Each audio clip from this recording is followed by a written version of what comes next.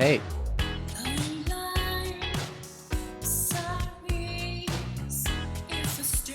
it is March something, Sunday, and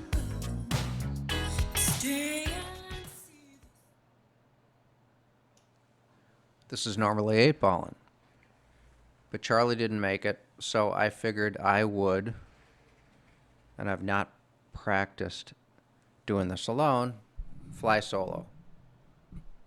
So maybe it's 4-ballin', maybe it's something else. But I figured I'd go on air and see how well we do.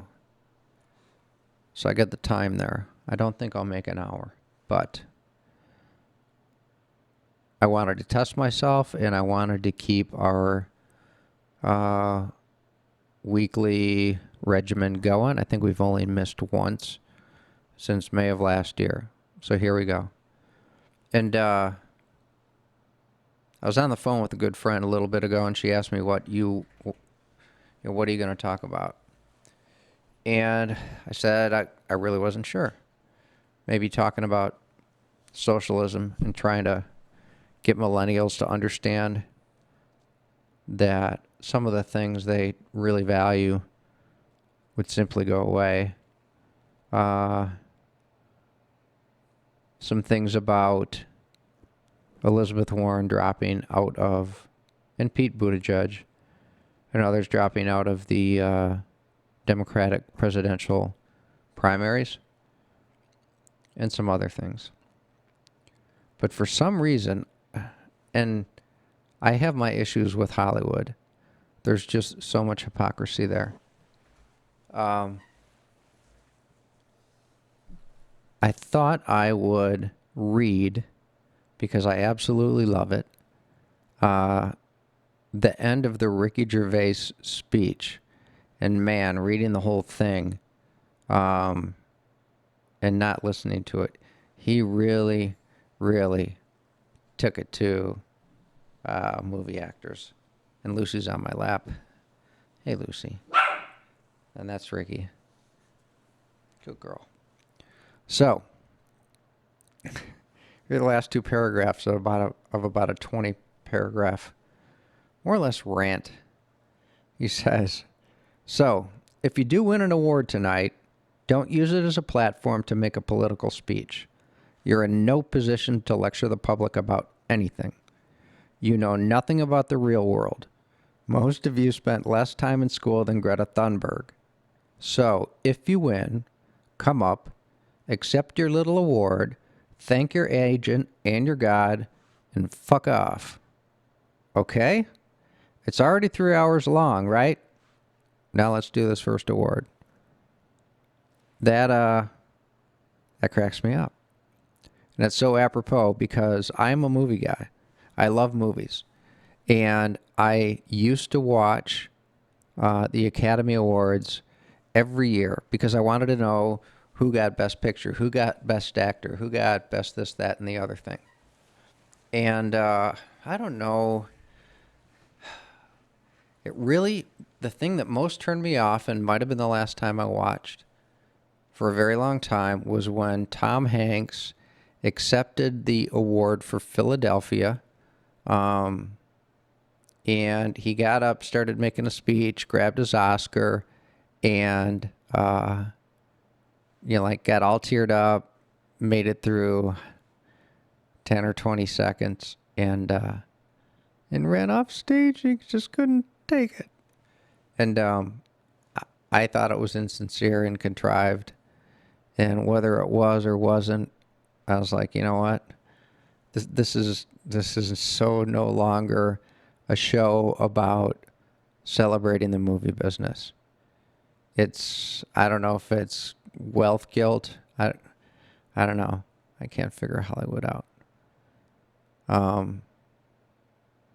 And as long as I'm on Hollywood, it's really interesting. We talk a lot about wealth, income inequity, wealth inequity in the United States, and that is an unavoidable, not that it's not a problem now, and not that it's at a level that hasn't been seen since before the Great Depression, but it's going to exist in a free market economy, which is the best way to make sure goods and services are provided in the manner in which people want them, in the supply in which people want them, and ultimately at a market price. And where was I going with this? I don't know. But Hollywood, they get paid obscene amount of money to do films, and they earn their money because regular people go to the box office and shell out their dough. And if it's Tom Cruise who's in a movie, or Brad Pitt, or Leo, or Reese Witherspoon, or Julia Roberts. I'm drawing a blank on other female draws. Anyway, you get the point. Nobody begrudges them their money, so I'm not sure I get it. You know, if we're rounding to the billions, Tom Cruise is a billionaire. He's got, I think, almost $600 million, and he never comes up. But Jeff Bezos certainly does. And Jeff Bezos gives me something I use almost every week. Tom Cruise, not so much, although I think he's a good actor. Being that I realized as I started thinking about this about 2 hours ago that I'm going to be alone, show prep is way more important, and I've done very little without my co-host. For a format that's without a co-host. So there's that. You know, one of the things I was talking about with my friend was, and this has come up before, that in this whole outrage about money, that it seems much more about people who don't have as much as they might want and or think they should have, or people who may have plenty of money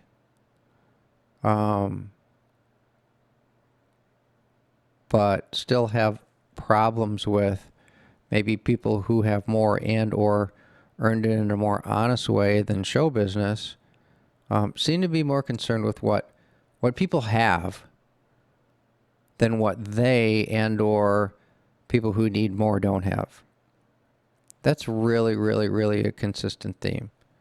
And as long as we're on that, you know, Jeff Bezos, billionaire culture, which I'll bring up if I remember to later, because we brought this up before. I hate that phrase. Anyway, Jeff Bezos. So, little history on Jeff Bezos. Jeff Bezos was raised by a stepfather who adopted him at the age of 1 in the state of New Mexico. His dad came from Cuba, Cuban immigrant. I don't know the story on how they wound up in New Mexico, but his, adoptive father got an engineering degree from the University of New Mexico. So certainly not Harvard, Columbia, Stanford, Berkeley, definitely not Pepperdine or Duke or Brown. University of New Mexico. So I'd say a solid lower 50th percentile, engineering school. They moved back to Miami.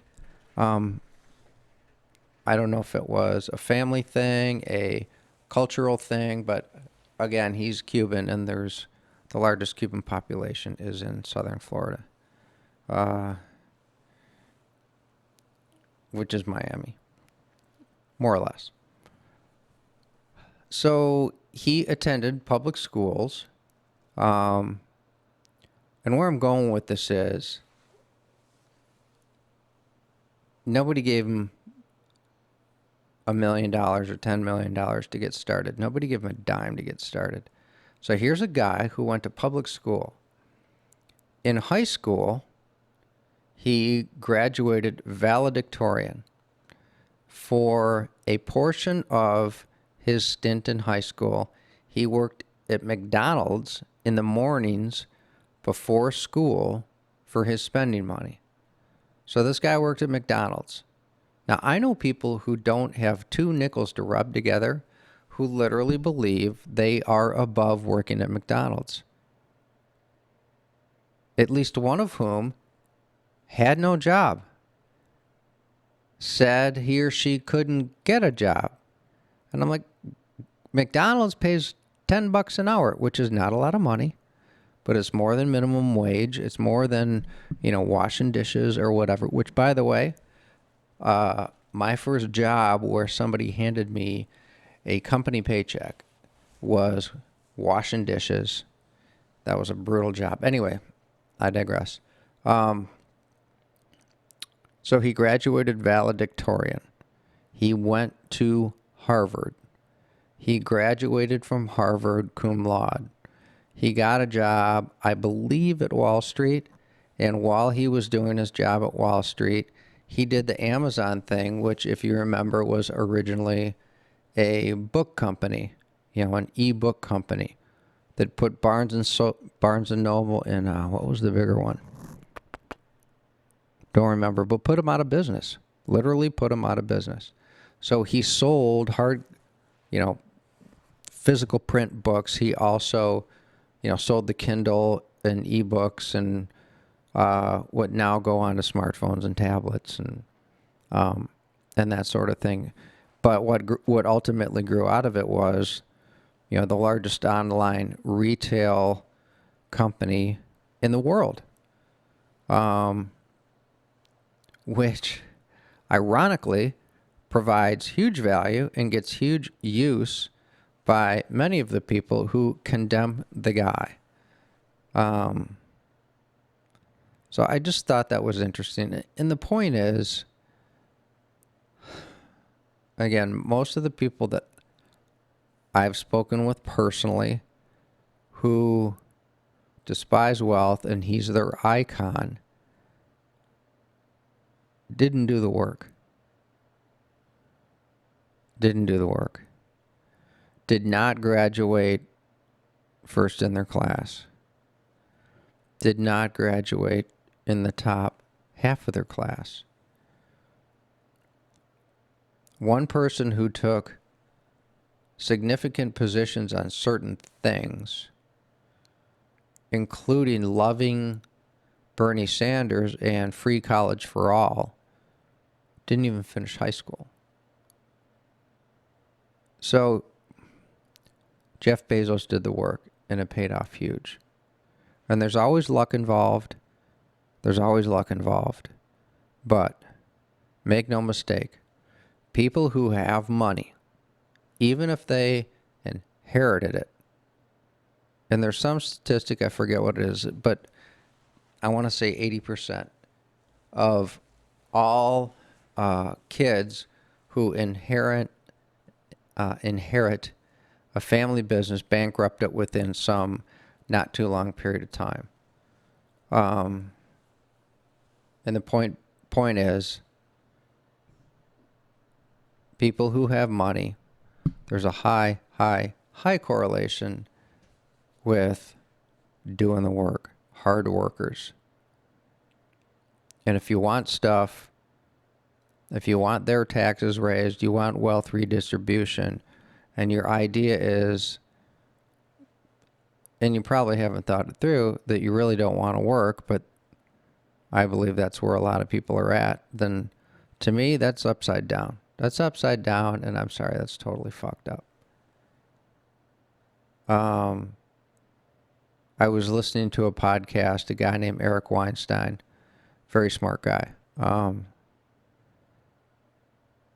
I wish I intended to write down his words exactly, but I'm just going to read what I wrote, my synopsis of it, and it's that we all want this homogeneity so that we can have a quality.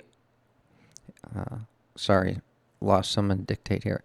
So that we can have a quality of outcomes, but at the same time, the most important thing is recognizing and protecting individual rights, and particularly with regard to sexual orientation, gender, and race. But within even those things, people are different. People are individuals. So we want this communal approach, homogeneous approach to how people get treated when it comes to income. And there's a whole nother conversation there. But at the same time, while we want to be a homogeneous collective unit in terms of an economic body, we want to celebrate diversity and recognize the sovereignty of all these, minority groups, one of whom's me, or I belong to, right? Most of those clubs don't want to get into, if you had a choice, I guess. I don't know. Maybe that's not fair to speak for people. Certainly not my club. But I'm not an activist for disabled people. I got better shit to do. I'll get up and go to work and earn my money. Anyway, so let's look at it this way. You can't have equality of outcome.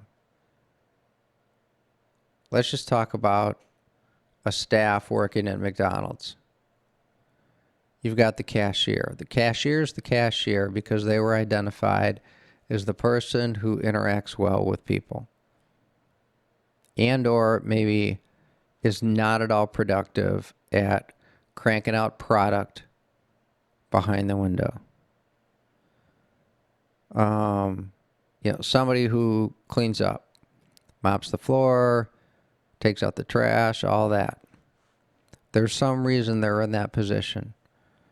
Then you got the guy who's maybe the fry cook.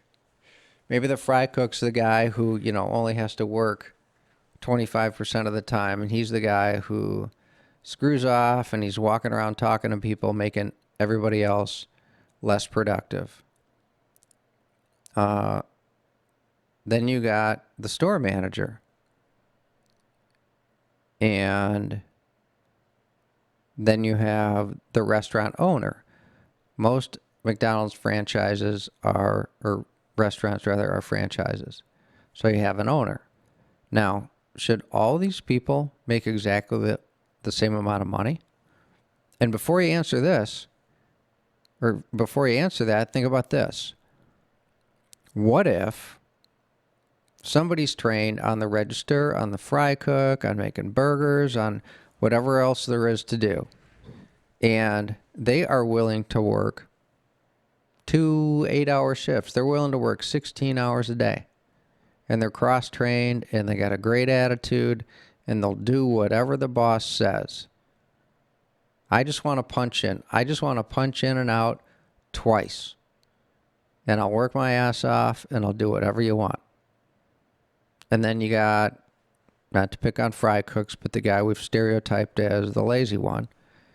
He wants to work part-time. Go home, light up a fat one, play video games. And he's found a way to get by. Maybe he or she lives in their parents' basement and gets by on $8,000 a year. Where you got the other guy who's working 16 hours. Maybe he's got a wife who has a part-time job, and he's got 2 kids, and he needs to pay rent, and he needs to buy food, and he doesn't have somebody else's house to stay in. So this guy is literally living for the wages that come, and he gets home, maybe has an hour or two with his family, maybe half an hour to himself, which leaves, 6.5 hours, and he goes to bed and he does it over, and the guy does it 7 days a week. So does the pot smoking gamer get the same amount of money as the 16-year-old or the 16-hour-a-day dad? It seems pretty simple to me that the answer should be no. And, we can extrapolate this to productivity, qualifications in terms of degrees, which may or may not be important, but if somebody's going to do brain surgery on you, you're probably wanting that degree. How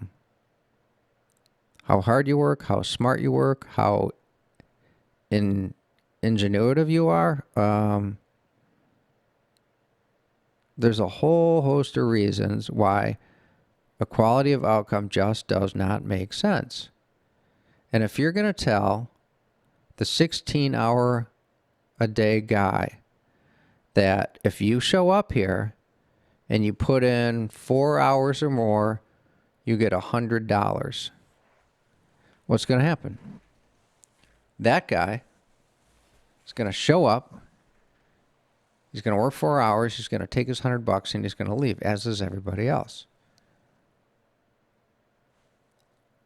Maybe he can get 3 more jobs. Don't know. But equality of outcome, it flies in the face of human nature. It flies in the face of individuality, which is hugely important in terms of this country.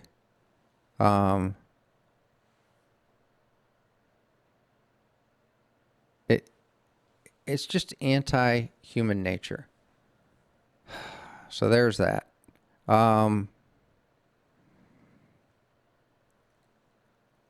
Where else? Oh, one of the things, disingenuous press.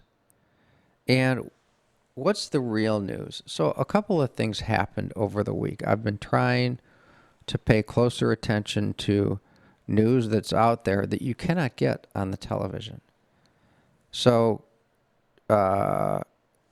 Turkey and Russia, Turkey with Syria, if I'm remembering correctly, Russia with Syria entered into a ceasefire in the zones that are along, what are you doing, Lucy? Are along the Syria-Turkish border. And I'm not going to remember this correctly. But so there's that, which is big news. As a consequence of that, more refugees were forced out of areas where fighting escalated, where rebels had been housing themselves.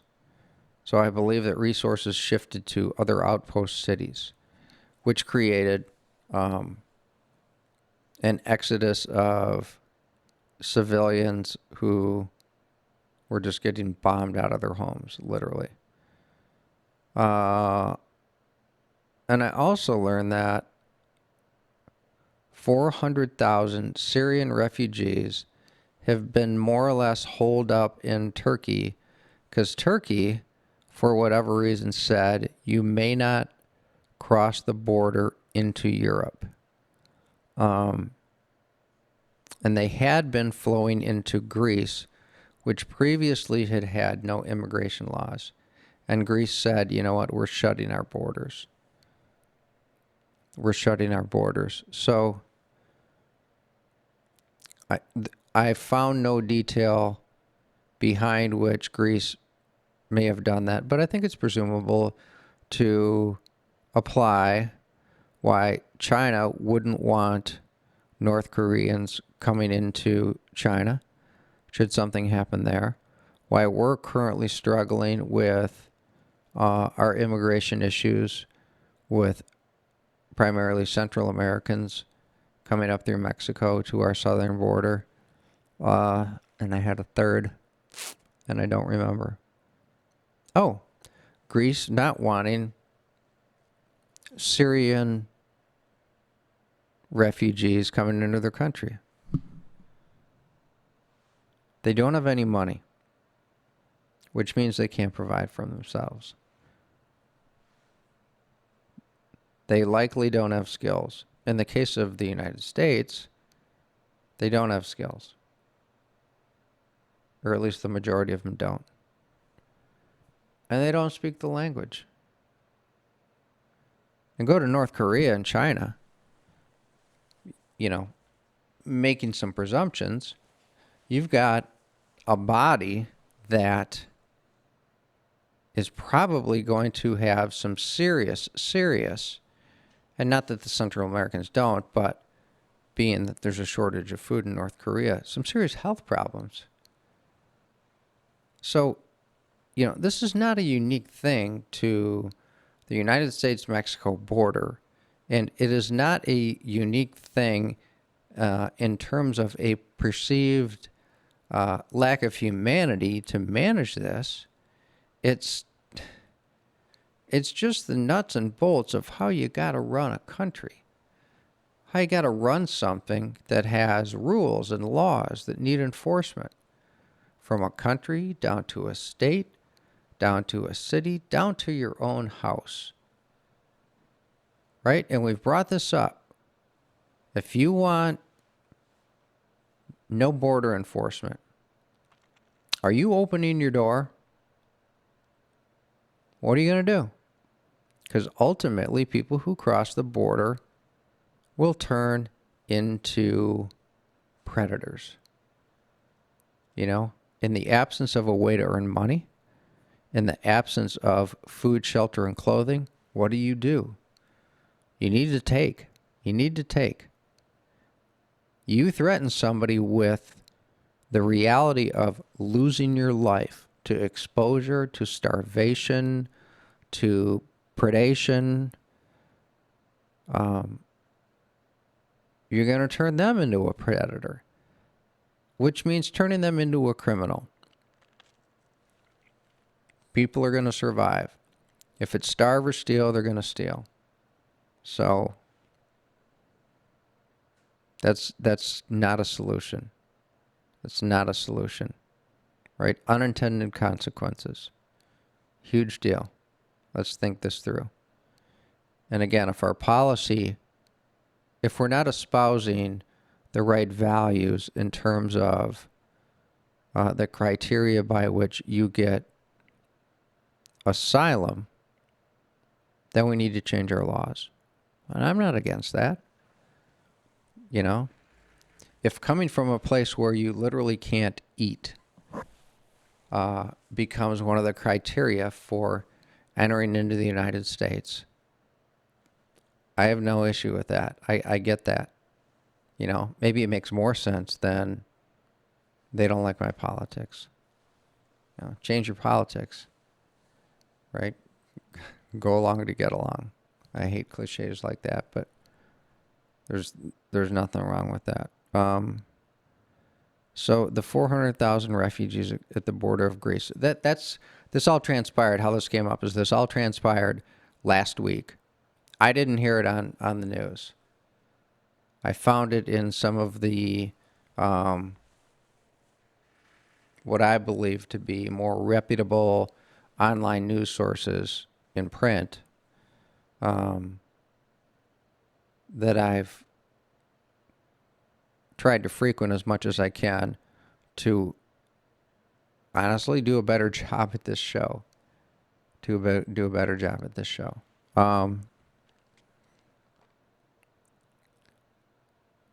It was funny. Over the weekend, they were crystal balling what they were calling stay-at-home stocks. So the stock market, it's no secret, is crashing because of coronavirus, COVID-19.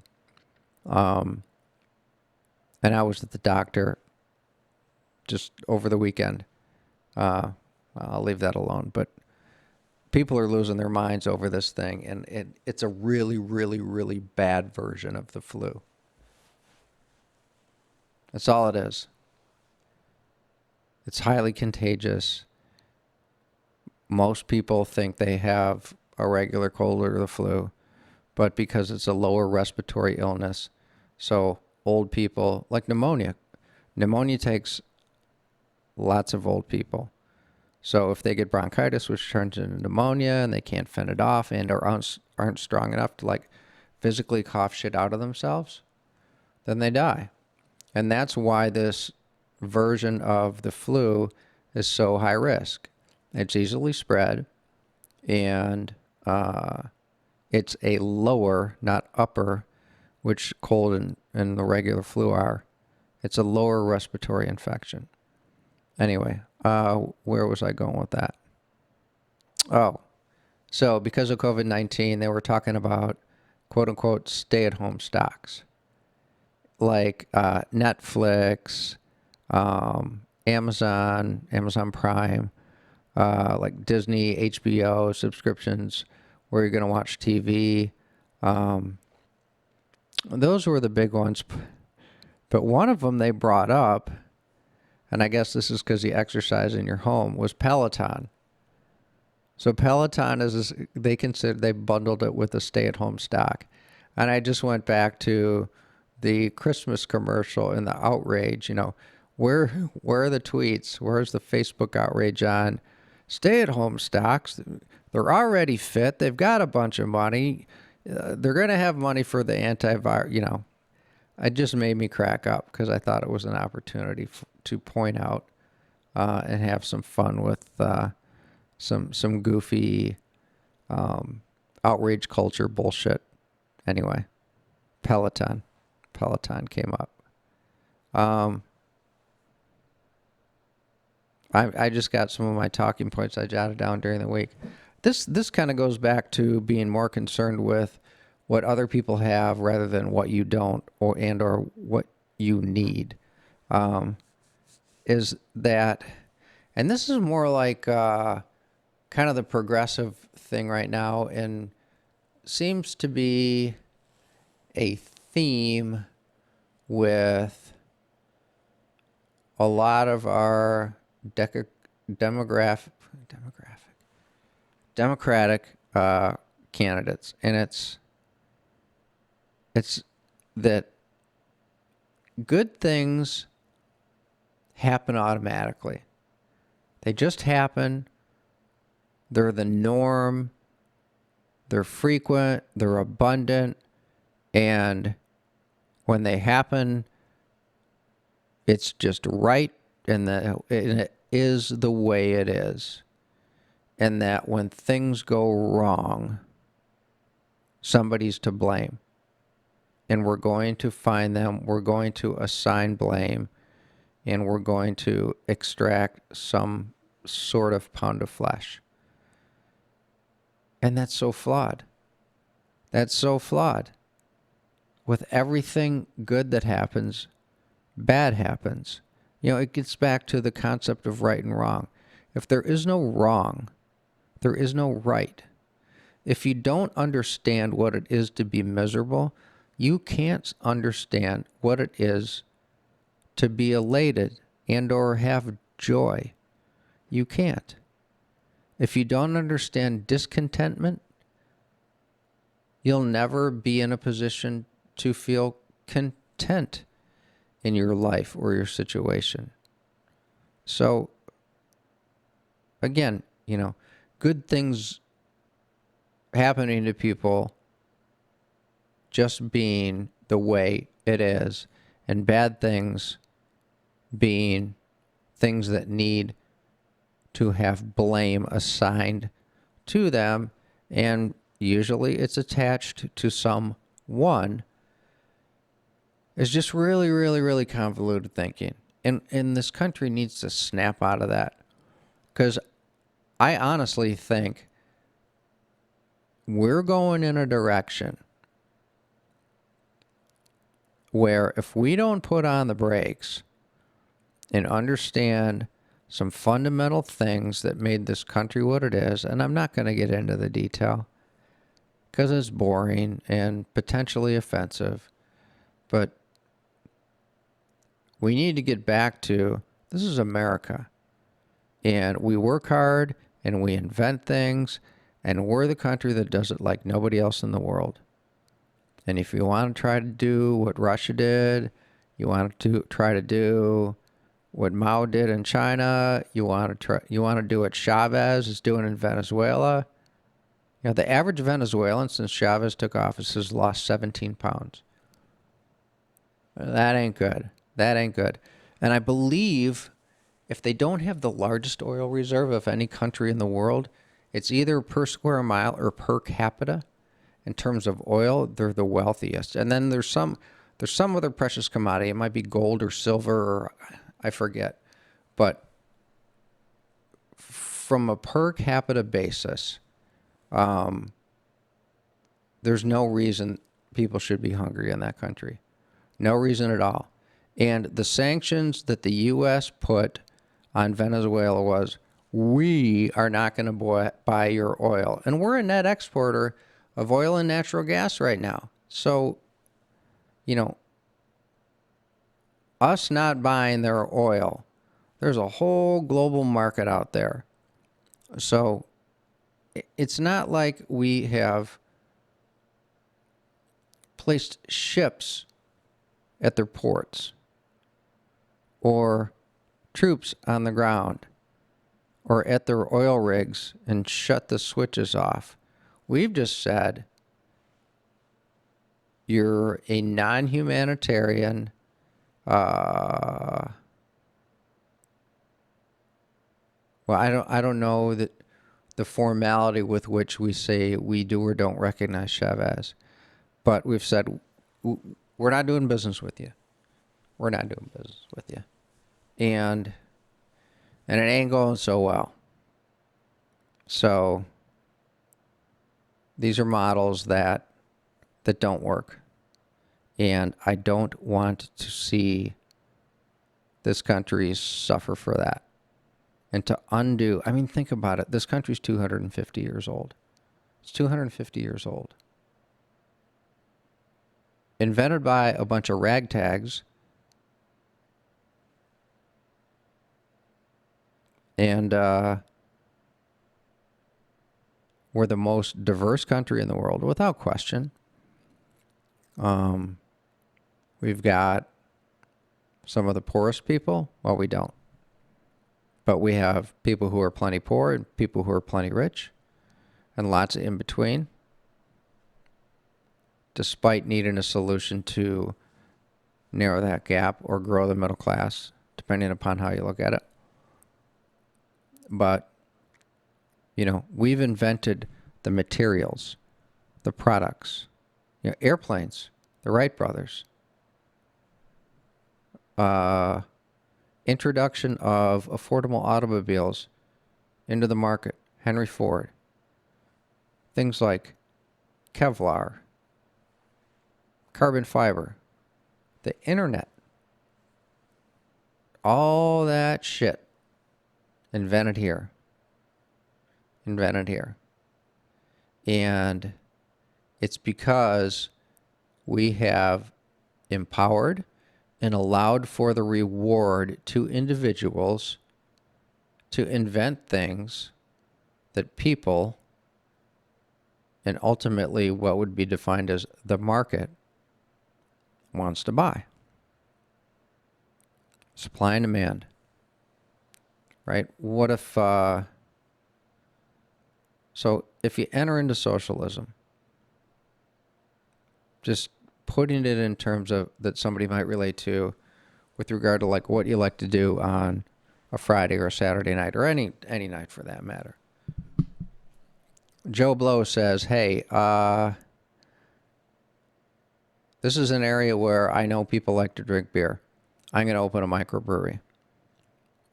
This is an area where there's no cafe. I don't know, people like to sit down and get a decent meal at a very reasonable price. Or a fancy restaurant where people want to sit for 3 hours and get overcharged for something that's maybe not so good or very good for that matter, or whatever. Small businesses, right? Take what's happening in Detroit. Take if you walk around, Lucy's restless. If you walk around Milford, Northville, Ferndale, Plymouth, Royal Oak, Birmingham, what's 11 Mile? Is that Oak Park? Whatever. All these little stores. There's a little arts, Ann Arbor. Oh my gosh. You know, the stores you go in where you say, you know what, they have little things I like to buy. Shinola. Go tour Shinola. How cool is that? If everything needs to be community-based in terms of how our economy operates, individual entrepreneurship goes away. So your cute little bar, your cute little boutique, your little greasy spoon, your fancy restaurant, those are all going to go away. And in time, they will all go away. And they certainly will not open. So be careful what you wish for, you know? And ultimately, what you do for work and the way you work, they're not going to be your choice. They're not going to be your choice. It's the homogenization of society so that there's equal outcome for all. And it is so antithetical to human nature. That's where communism and Marxism totally miss the beat. Karl Marx did not understand that people are individuals. Some guys work harder than others, right? Make them all do the same shit. And the guy who stands around and fucks off and tells jokes, the guy who works really hard, he's going to get pissed at that guy. Eventually maybe kick his ass, or I don't know. But again, it's human nature. It just, they don't align. So enough of that. I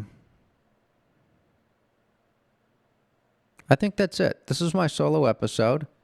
We're thinking of renaming this thing from 8-balling to the extrication.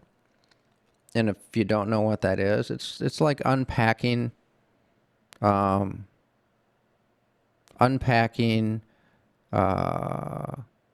issue. So it's catchier. We eventually want to grow our audience, and everybody who hears 8-ball and says, I think you're going to talk about cocaine. Anyway, so if you give YouTube feedback, our huge listening audience, love to hear what you think. Like I said, that's all I got solo. Hope it went well. Hope I wasn't all over the place. Have a good night. Have a good week. See you next weekend. Later, bye.